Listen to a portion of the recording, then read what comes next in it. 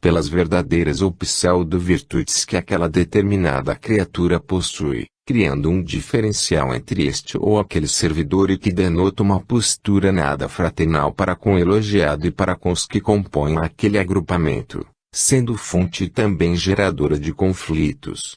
Como dissemos anteriormente, todos somos necessários, muito embora em condições evolutivas diferentes. Essa consciência deveria ser o suficiente para não gerarmos esse tipo de diferencial comparativo de um ou outro servidor do Cristo na seara espírita, mas ainda existe quem assim proceda, conscientemente ou não, e que se torna responsável pela manutenção de um clima de divergência e anti-autoritário nas nossas instituições. Pelas diferenças comportamentais que nos caracterizam, como poderemos, então, melhor aceitá-las e usá-las de maneira positiva para a instalação do autoritarismo no convívio comum, em nossas casas, não excluindo esse ou aquele companheiro. Mais uma vez vamos nos utilizar dos sábios conselhos do confrade Alberto Almeida, quando diz que na casa espírita vamos encontrar os mais variados tipos humanos, os que são vinculados à prática, que só querem saber de fazer, fazer, fazer. São companheiros que podem ser aproveitados em diversas atividades, que estão sempre disponíveis para ajudar. B. Os que gostam mais de ficar idealizando, sonhando, arquitetando. São excelentes para montar um planejamento, fazer avaliações de mudanças de estrutura da casa, e reavaliar a dinâmica de um grupo de trabalho. C. Os que são extremamente racionais. Tudo tem que medir, codificar. Para esses, tudo precisa estar no quadro, numericamente. São companheiros extraordinários, que vão ocupar um bom espaço de trabalho no centro. Poderão ser excelentes diretores de finanças, fazendo as contas, a distribuição. Serão, na casa, a lógica funcionando. D. Os que são mais emocionais, mais afetivos, que têm um temperamento mais ardoroso, mais sensível. Sintonizam muito bem com o sentimento, combinam com o afeto, com amor. São companheiros que têm uma grande habilidade para lidar com situações de conflito, quando há uma dificuldade ou alguma resistência.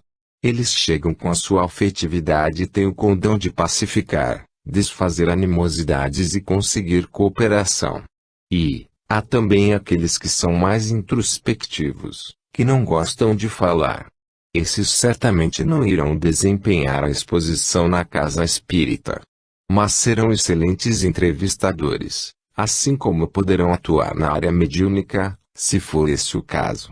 F. E há ainda aqueles que estão mais afeitos à dinâmica do livro. Esses são talhados para a livraria e para a biblioteca. Assim, vão se juntando as diferenças e assegurando a unanimidade. E continua Alberto Almeida, dizendo que cabe à liderança estabelecer um processo de pacificação, porque dentro das diferenças há os entrechoques, enquanto alguns reivindicam estar com a verdade, outros possuem temperamento mais ardoroso, além dos afoitos e dos que não falam, mas se magoam e se melindram.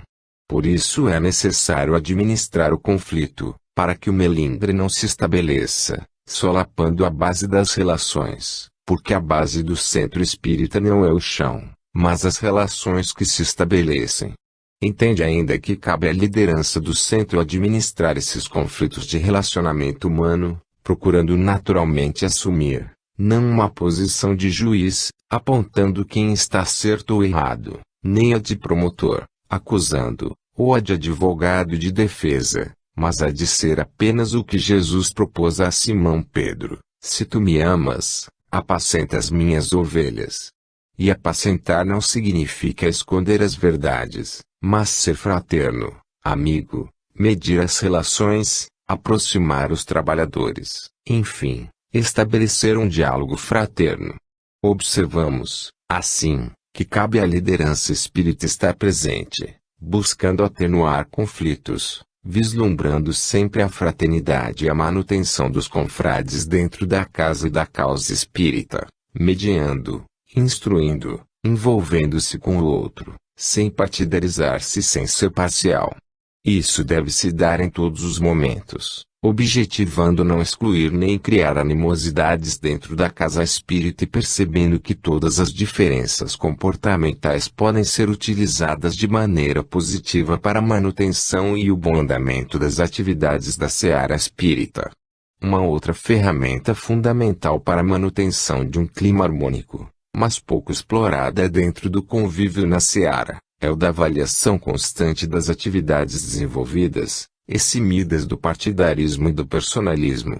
Resolvendo-se os conflitos que surgem, um a um, avaliando-se o que está bom e o que deve ser melhorado, o que está ruim e o que não deve existir, de maneira constante, pacífica, ordeira, mas firme. Não sobra espaço para a instalação das discussões improfícuas, geradoras de conflitos e de melindres, facilitando a instalação de uma cultura autoritária.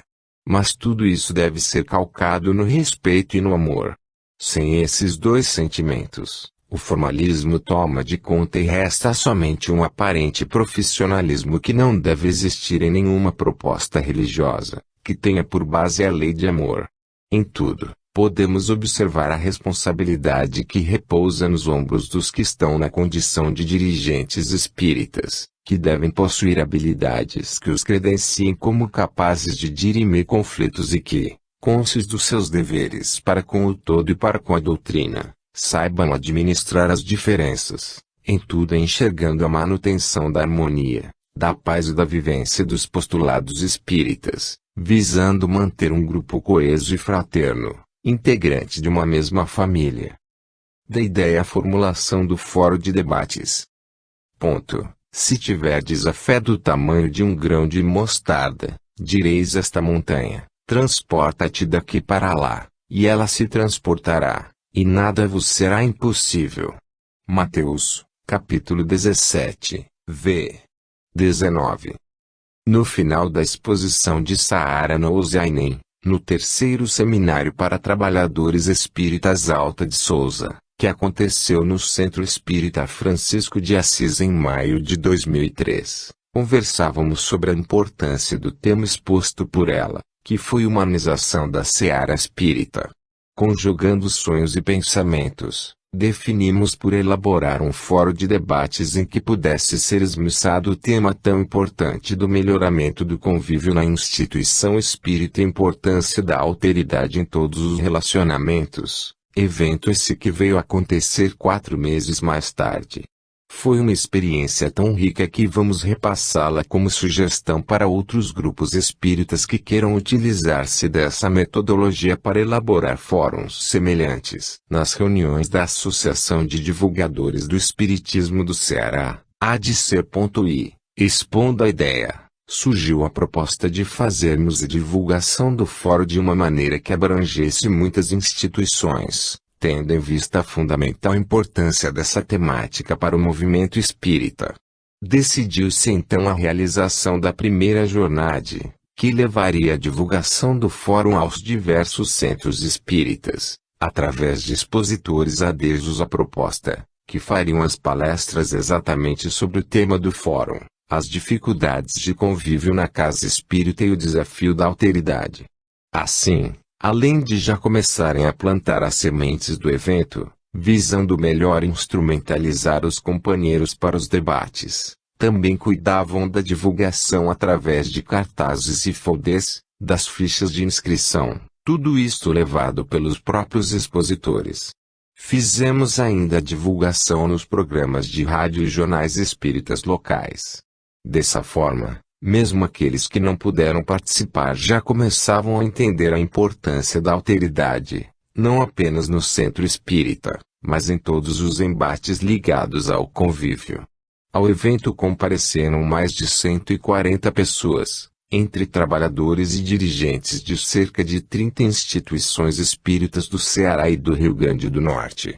No início das atividades, foi explicado aos presentes que seriam divididos em várias equipes de aproximadamente 10 a 15 pessoas cada, e que poderiam optar pelos grupos A ou B. As equipes do grupo A discutiriam 3 questões, previamente elaboradas, ligadas ao convívio, e as do grupo B debateriam outras tantas questões, também previamente elaboradas, relacionadas às atividades nos centros espíritas.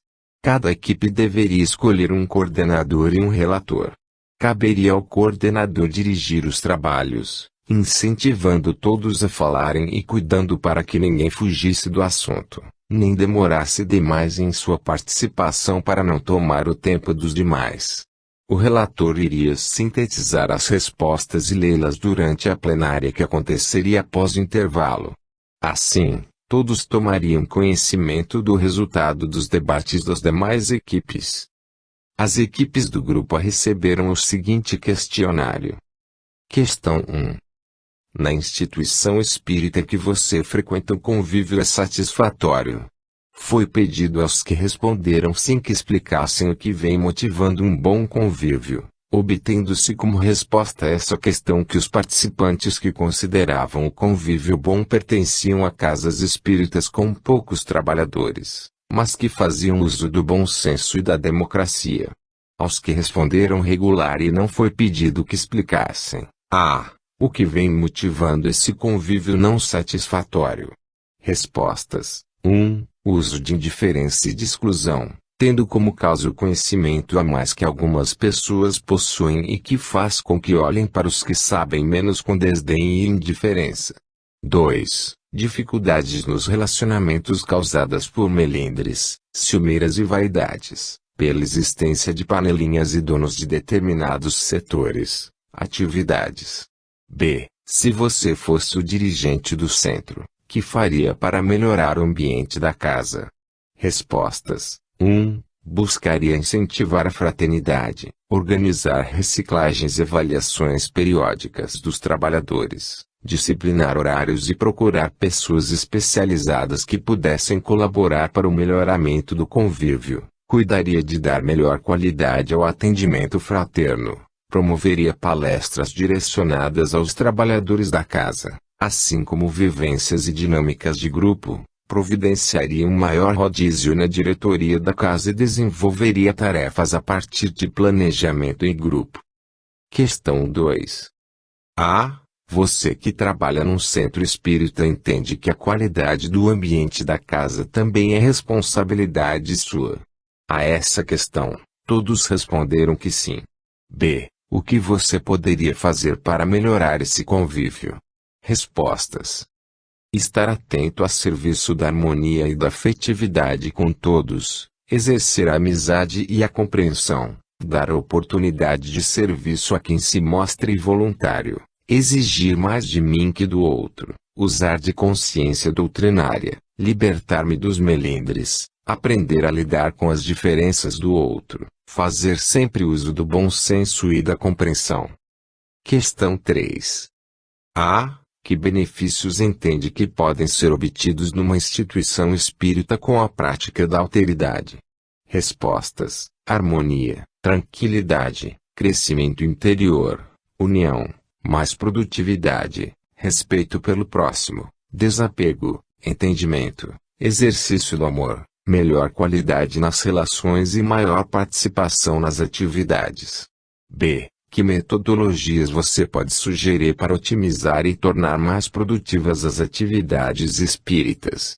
Respostas: dinâmicas de grupo, estudos de casos, intercâmbio com outras casas, criação de grupos de jovens com metodologias atraentes e convenientes à juventude, criação de um estudo preparatório para o eixo de descentralização das atividades, com trabalhos em grupos pequenos.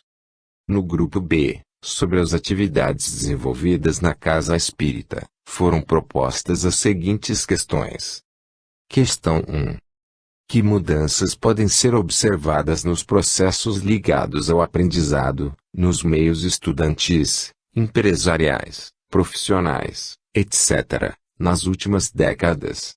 Respostas: avanço tecnológico e de aprendizado oportunizado pela internet, criação de U.N.G.S, valorização pelas empresas do envolvimento do funcionário com atividades assistenciais e voluntariais, nas escolas o envolvimento das famílias com o aprendizado dos filhos. Questão 2. As mudanças ocorridas nos formatos das atividades espíritas vêm acompanhando plenamente as necessidades da época.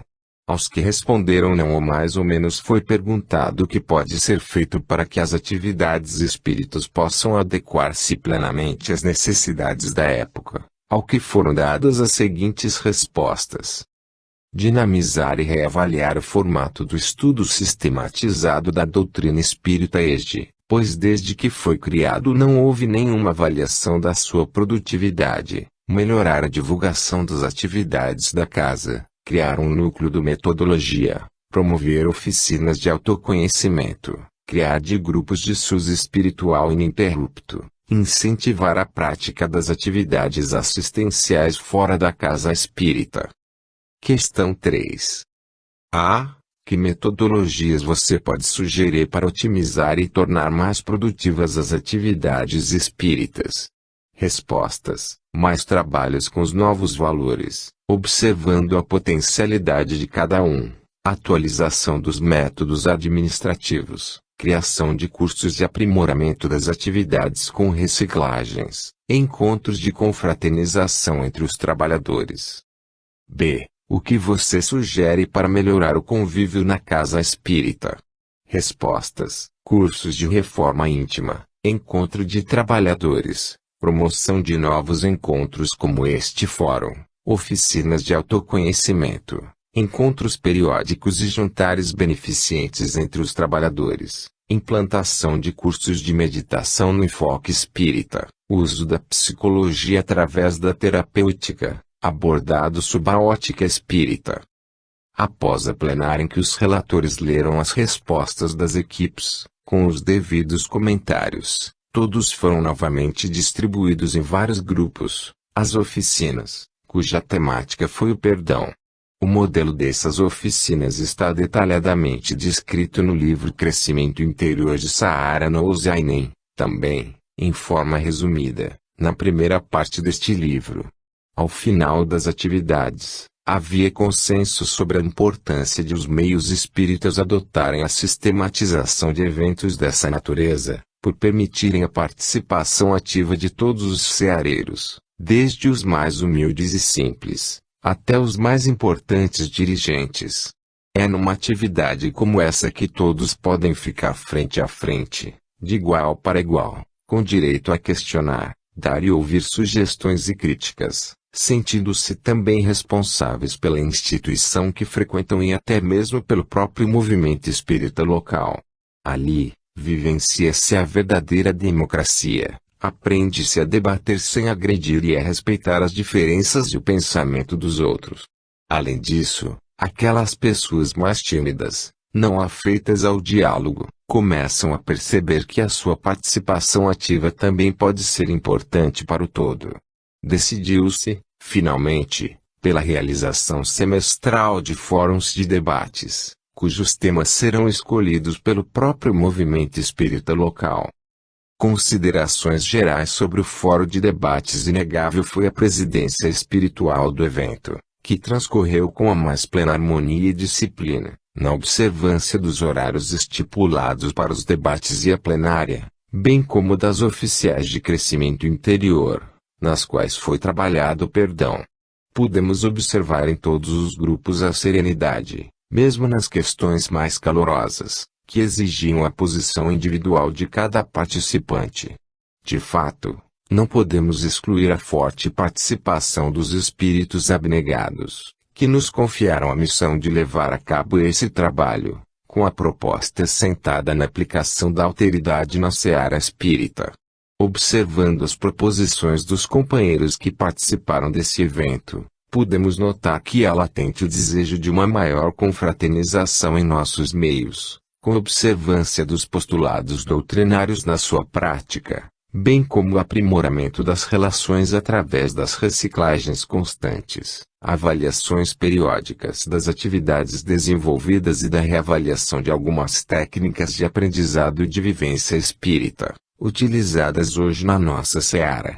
Constatamos também nessa oportunidade que de fato a alteridade vem como bálsamo e solução para os que se encontram na labuta pela manutenção do bom convívio nas casas e grupos espíritas.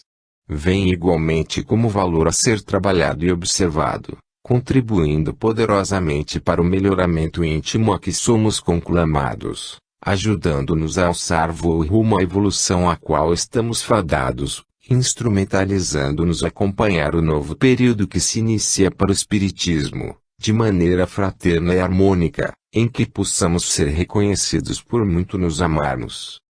Fim.